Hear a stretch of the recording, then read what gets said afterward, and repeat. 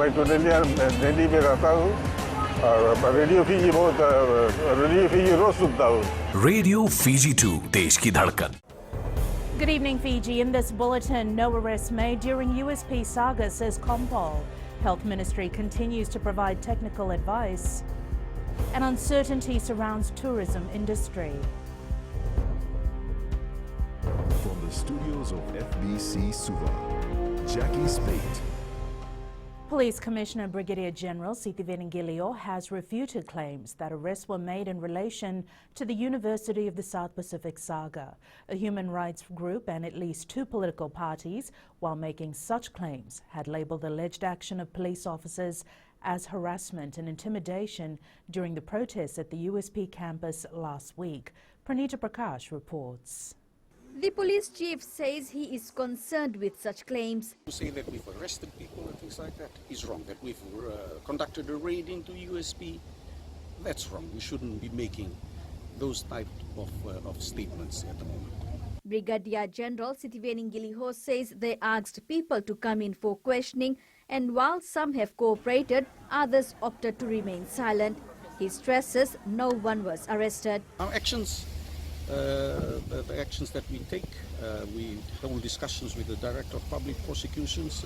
We've done preliminary discussions. We'll continue the discussions, and we'll continue to do that. The justification for our actions will be proven when we go to court. So it's for us to make comments now is premature and could jeopardize things. Earlier this week, police had questioned USP Chief Librarian Elizabeth Reed Fong and USP Staff Union Vice President Ilima Finiasi. Both were released soon after.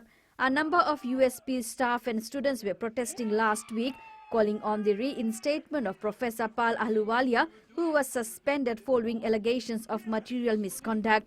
However, he has been reinstated following a council meeting yesterday. Pranita Prakash, FBC News.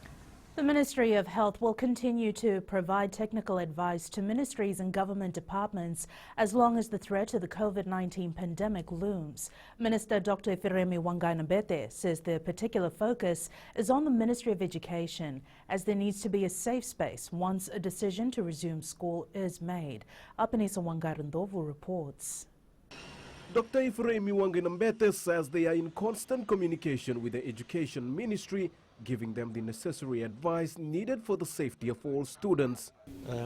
Certainly the Ministry of Education have done a lot of work on that. I would talk into that area because certainly they've been working and also coordinating and discussing with colleagues from Ministry of Health and also the experts from the Ministry of Health who've been providing that technical advice. The minister says he is pleased with the collaboration. We've been pleased that we've been involved in this discussion. As you also are aware, there are countries around the world where their ministries of health struggle to be on the table in terms of providing adequate and robust policy advice. Prime Minister Vorengi Bainimarama had recently said year 12 and 13 students are expected to return to school by the end of this month. Bainimarama highlighted that the younger school children are vulnerable to COVID-19 and there is a need to protect them. Apanisa Wangai-Ndovu, FBC News. The Tourism Ministry says it's impossible to forecast when the industry will begin to rally against the effects of COVID-19. With borders staying closed and flights grounded, Minister Fayaz Koya is mindful that even when travel resumes, passenger confidence will take a while to bounce back. Edwin Nund reports. Empty beaches and resorts, a scene no one would have ever thought possible. There's so much uncertainty. There's no time frame that government could be able to give right now to say we can open on this particular date. Koya's in a tight spot given that tourism used to make up 40% of the gross domestic product and employed tens of thousands of people. Everyone affected is looking to his ministry for answers. Government itself will have to look at so many things, and we have to be protective of that particular bubble, that our own bubble that we have created. So how it happens, a lot of logistics that happen actually behind that, so that has to happen first. Even when tourists return, the minister doesn't see a mad rush of people wanting to holiday in Fiji. Very slowly at the block. Eventually when we get there, by all calculations at the moment, the new 100% will be about 70% of what it was. So, but you know, we're resilient, but there's a lot of work going on behind the scenes.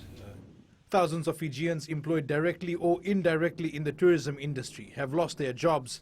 Indications are that more layoffs are likely before things improve. Edwin Nand, FBC News.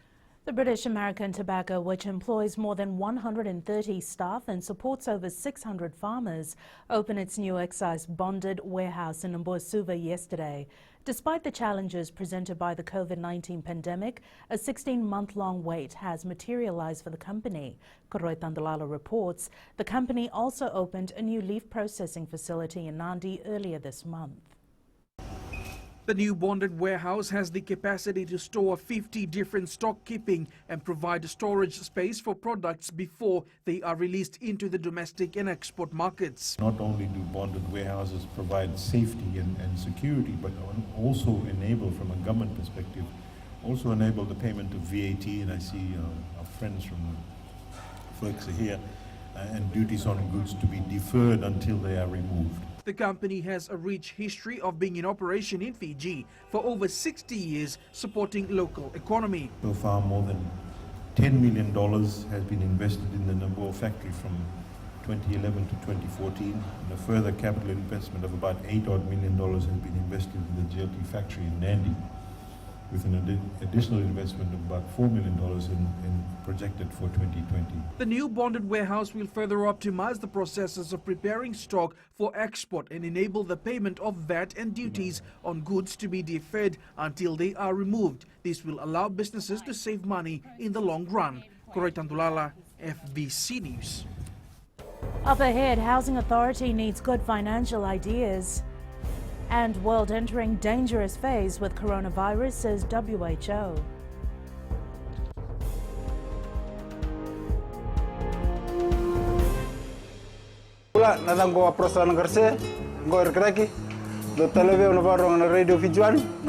Radio Fiji One, Nandomo Iviti.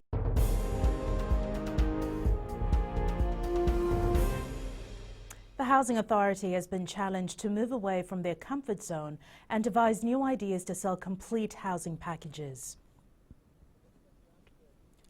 Minister for Housing and Community Development Pramila Kumar highlighted this during her visit to the informal settlements and the Housing Authority projects in the Western Division. Kumar says they want the authority to move away from just subdividing land and putting lots on sale. They need to work with the private sector. They need to come up with other good financial ideas and some innovative mechanisms to push more houses in the market.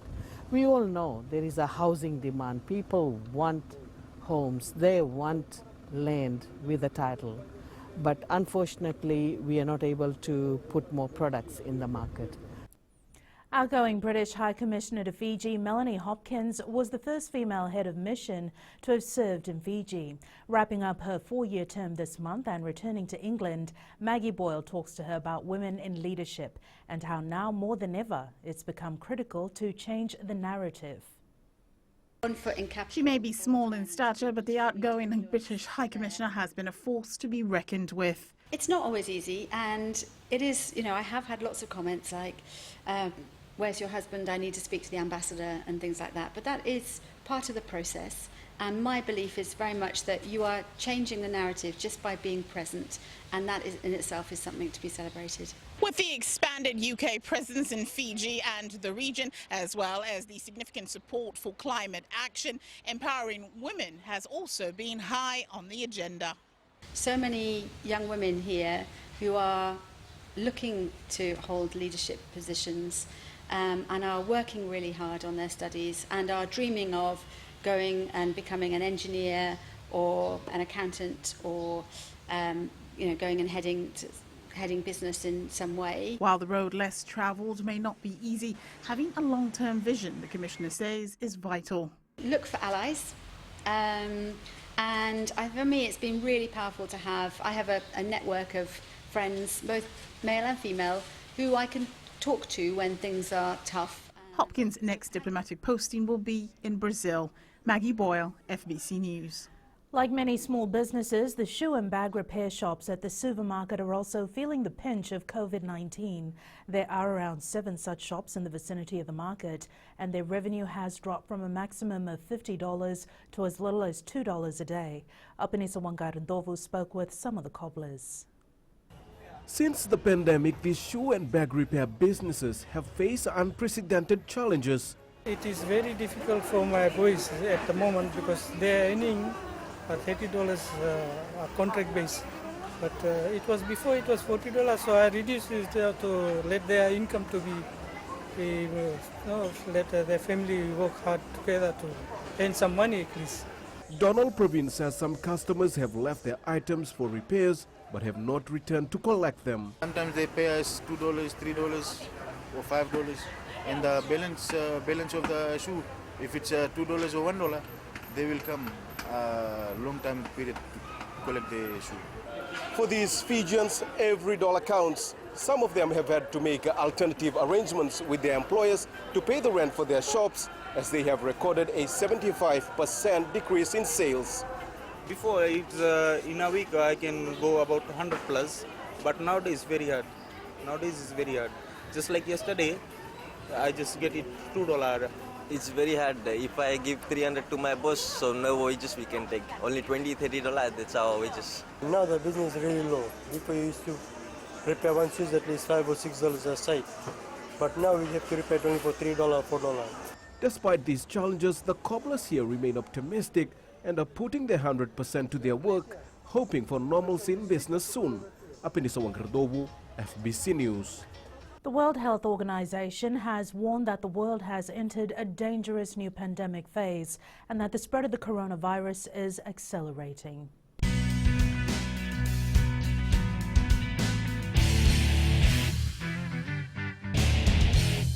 My name is Neha and I'm from Karavi, and Mirchi FM, it's hot. Mirchi FM, it's hot.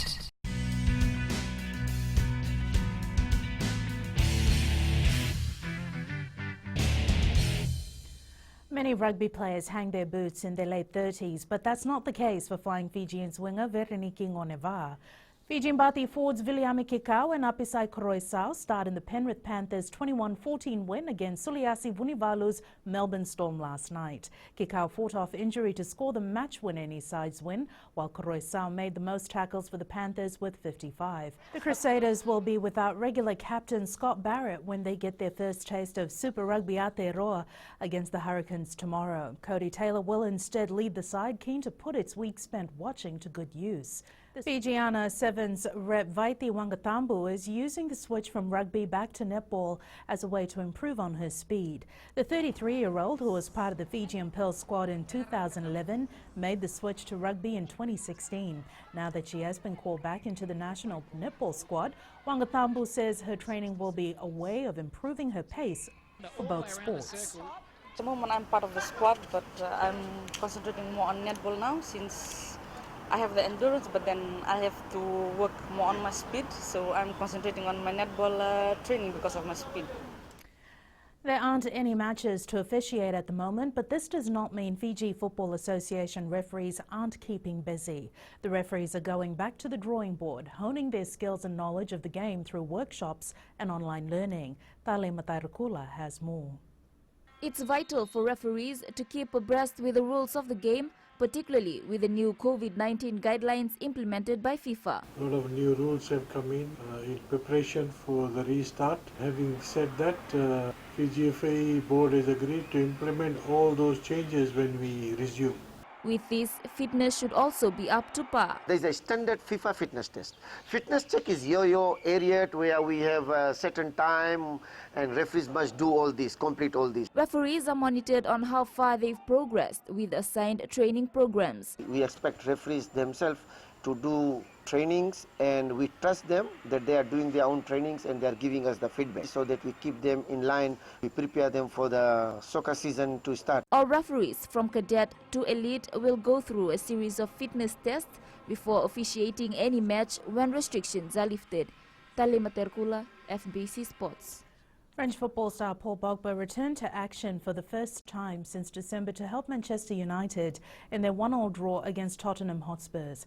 Pogba earned the late penalty that Bruno Fernandes converted and gave Manchester United a crucial point this morning.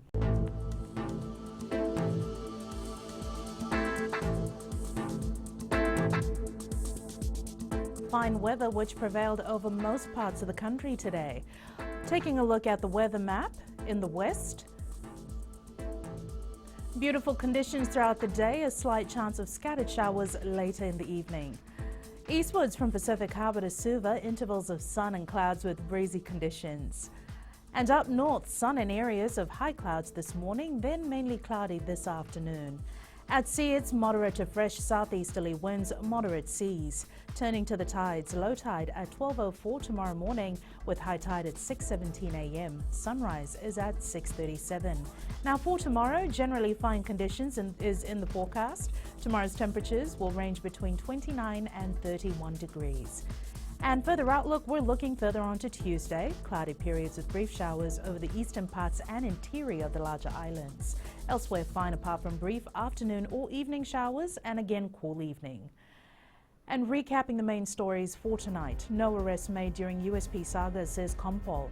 Health Ministry continues to provide technical advice. And uncertainty surrounds tourism industry. Now for these stories and others, tune in daily to our sister radio station Gold FM. Our poll question we're asking: is Hoskins Sotutu proving to be the best candidate for the All Blacks number 8 position? Visit our FBC website to answer. And you can send us newsworthy pictures and videos on email fbcnews@fbc.com.fj, via Facebook page FBC News and our Twitter page at FBC_news. That's your news for tonight. From the team and I, have a safe and enjoyable evening. Until tomorrow, bye for now.